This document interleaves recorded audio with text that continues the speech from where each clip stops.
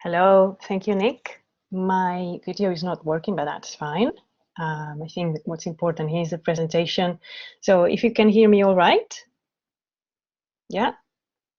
Yep. Okay, great. Perfect. Thank you, Nick. So I'm Esther. Well, it's been really interesting so far, so thanks everyone for sharing. I'm based in Barcelona temporarily at the moment, and I've taken the opportunity to do some observations and compile some information about e-scooters to share with you, and also as part of some of my assessment to some of the city councils in Spain that have been dealing with these e-scooters for a while now. Might be also interesting for colleagues around to know that there will be a special issue coming up very, very soon on the Journal for Transport Geography on geographies of bike sharing and emerging forms of shared micromobility, where we have a few papers on e-scooters, and I'm co-editing that with Angela Curl and University of Otago and Julie Clark at University of West England. So keep an eye on that because it's very close to be completed, and some of the papers have been already published. So if you're interested on that, there's some research coming up. And as I was saying, I've been working a little bit on e-scooters, mostly their relation with cycling. So cycling is my field of research, so I have to be very honest here and you know, share my situational view on the subject. It's from cycling. And I entitled this A Story of Love and Hate, but it's really a tormented relationship, to be honest. And you know, the colleagues have been in these trials that are going on in the UK, but there wasn't any trials here. It was just like a blind date, a multiple blind date with the different companies trying to place e-scooters on the streets of Barcelona. So I can tell you this is, as I was saying, a tormented relationship, and they haven't tied the knot yet. So between the city council and these e-scooters, it's not very clear yet, as you will see. So just to give you an overview very quickly, what I'd like to bring, there's a lot of information here, so I apologize in advance if I'll be speaking very quickly, or if there are some questions or some details that you still want to know. You'll find my details at the end to ask me. But I would quickly like to go through some background and especially look at regulations that deal actually with the what, where, and how of e-scooters. A little bit of profile, a little bit of how trips have been observed, safety, and then the pressure on cycling infrastructure. And then a slight note on just how it is being regulated privately on e-scooters versus shared scooters, because there are some difference going on.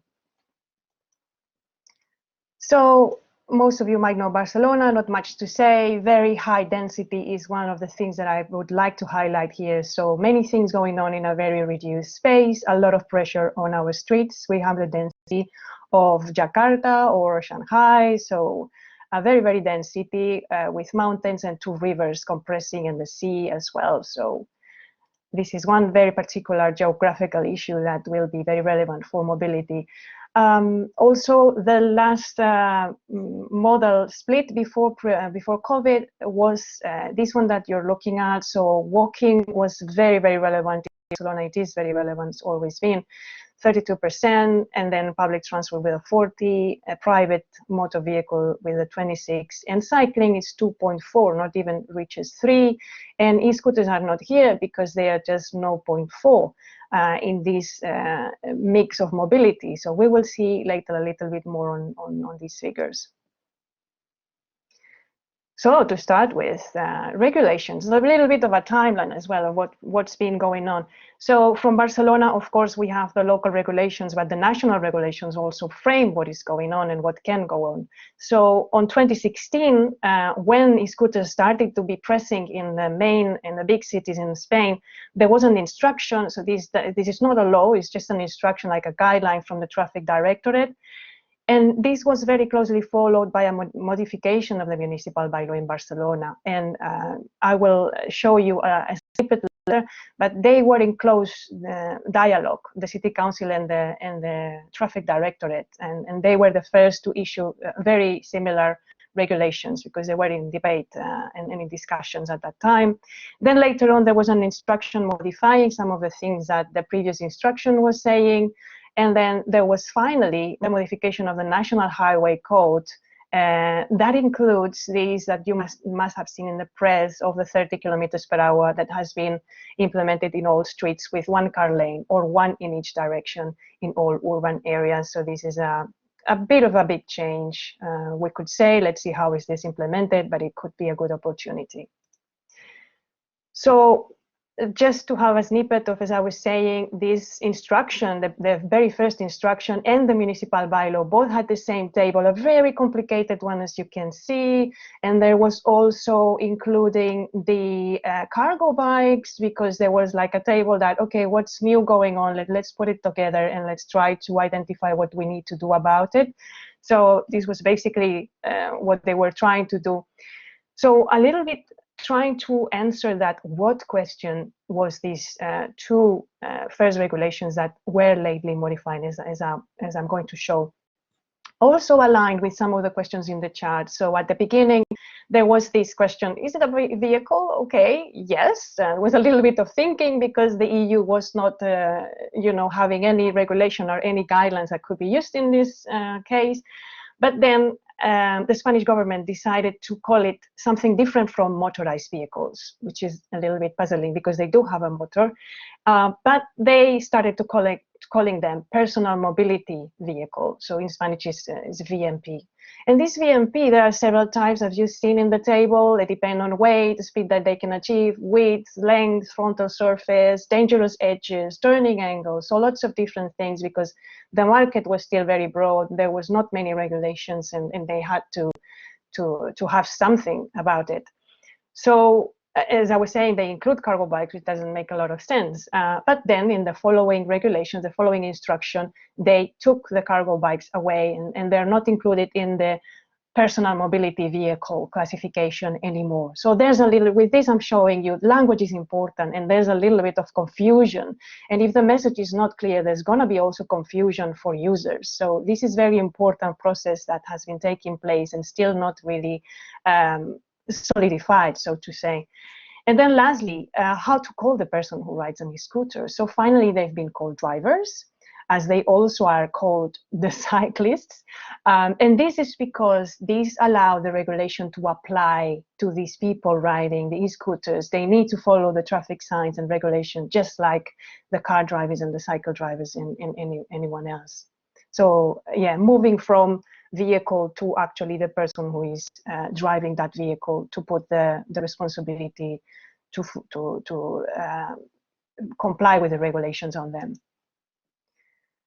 Okay, so where could they go? So different parts of the street. If they wanted to go on the road, they can only go if the speed is lower than 30 kilometers per hour, and they can use all the cycle infrastructure, any cycle lanes that are in place, and it is forbidden to use the sidewalk.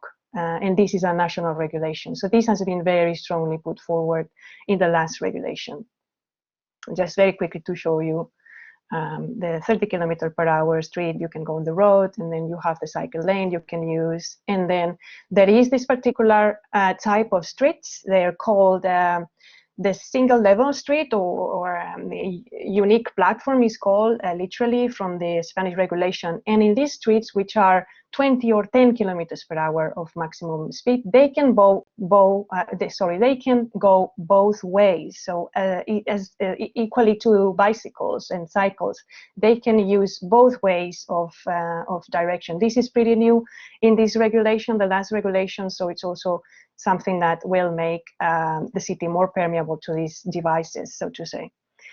So the maximum speed these e-scooters can go is 25. It used to be 30, but that was again modified by the regulation very recently. It can only be used by one person, but this is very easily infringed. They have to be equipped with lights and bell, like a bicycle. And actually, the bell is encouraged to be used when they overpass and overcome the bicycles in a cycle lane, for example. This is a recommendation. And then people older than 16-year-old can use them. And helmet is not compulsory. but for individuals, for privately owned scooters. But if they are doing some commercial activity or it's from a shared scheme, they need to use the helmet. Age, very young people, as we've seen also from the rest of the results shown in this webinar. So 67% is 30 years or less. So these are very young people. Gender gap is there. It's not that they're more equitable in that sense. And there is more use of helmet than in cyclists, although it's not compulsory, as I was saying just before.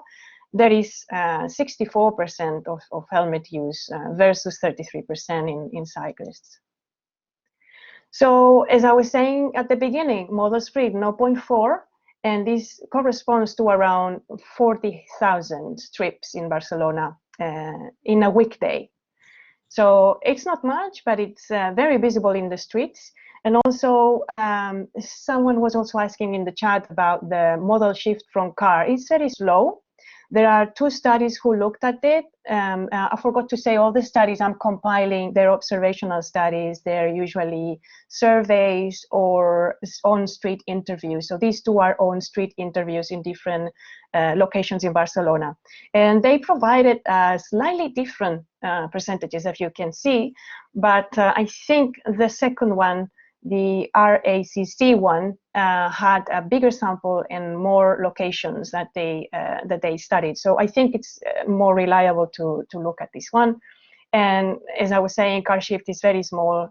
You have some cycle shift, and walking is important. But as I was showing in the model, the split at the beginning for Barcelona, walking is so important in Barcelona that it's very difficult to take people from there, at least in a non-pandemic. This is all non-pandemic situation, these studies here. And then public transport seem to be the main feeder for e-scooter users, especially bus. So trip duration between 15 and 20, trip length majority less than 5 kilometers, and majority of these 2 to 5 kilometers. Intermodality, 25 of the people in this bigger sample study with 600 participants, they were saying they were carrying the e-scooter in the metro, in the rail, or on the bus. Next one, yeah. Very quickly on injuries. Injuries data from 2019. The risk is 3 times higher than for cycling. And this, I think this is, for me, the most important takeaway. And they're increasing very, very quickly. They're increasing quickly. This is worrying. And also it's worrying that even if it's not allowed, it is illegal to carry one person, people are carrying children and they are being injured. And so a hospital issued a study lately on 2020, calling people to please don't carry young people and children in the scooters because they are completely unprotected. They're not wearing helmets, they're not wearing anything, and we, half of them require surgery. So this is a problem that is arising. Yeah, very, very quickly on compliance. The fines issued by the transport police were very high. They were increased in the last year for privately owned scooters. They went down for fleet scooters, but this was because, I will explain later, most of the companies terminated their activity in Barcelona. Only 2 companies continued through 2020. We will see later. But the fines were mostly in privately owned e-scooters because of risky behavior and inappropriate locations. So they were probably riding on the sidewalk. And then for fleet e-scooters, for shared e-scooters, is parking, of course, and safety requirements that they were not fulfilling. The pressure on cycling infrastructure is very high from these vehicles, from e-scooters. So in Barcelona, this is actually how the traffic in cycle lanes have increased during pandemic. The 0 is the pre-pandemic level of traffic, and then vehicles on the road are still below that pre-pandemic level. But luckily, cycle lanes are being more used, so there's an increase there. But part of that increase is e-scooters because they're using this infrastructure. And if we look at the metropolitan area, something even more interesting on my view is happening. In some of the counters, these are placed in cycle lanes connecting Barcelona with the rest of the municipalities in the metropolitan area. So Barcelona is in the center.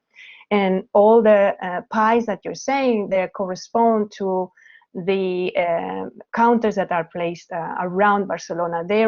Some of them, a few of them, are reaching even half and half.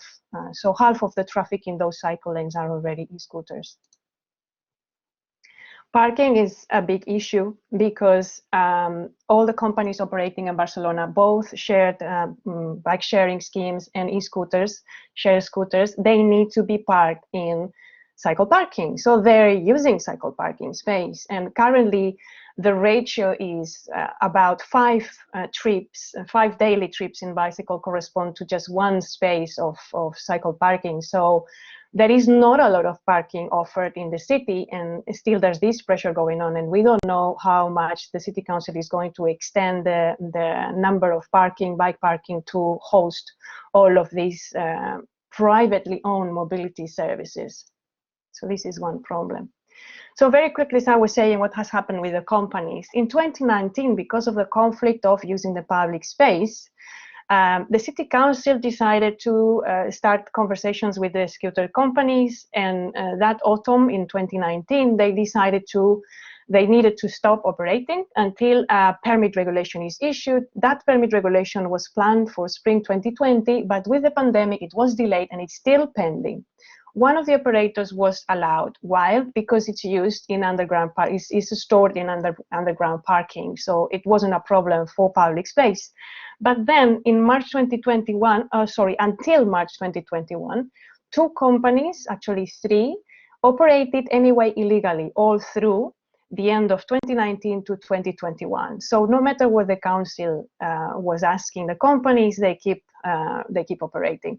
And the city council started to remove some of their scooters every now and then, but they didn't actually, or they didn't manage, or they didn't want to stop their activities completely. And the companies were just parking the e-scooters in cycle parking, as I was saying, or private parking spaces.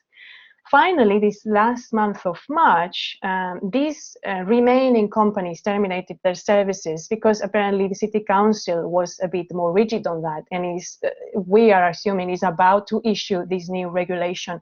But there is currently no on-street share e-scooter vehicle at the moment, so all scooters at the moment are private.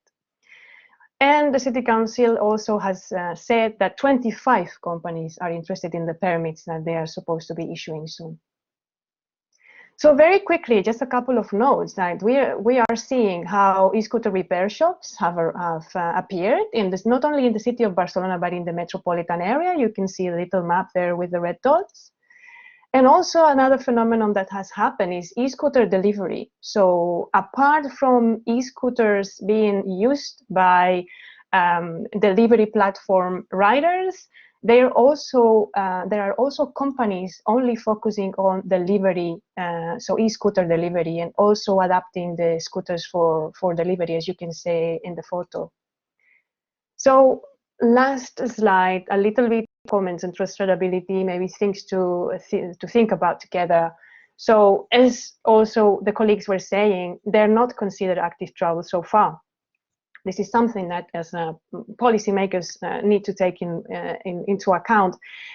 There have needed to be rapid regulatory changes. So any city council or country allowing the use of these devices needs to be prepared for this.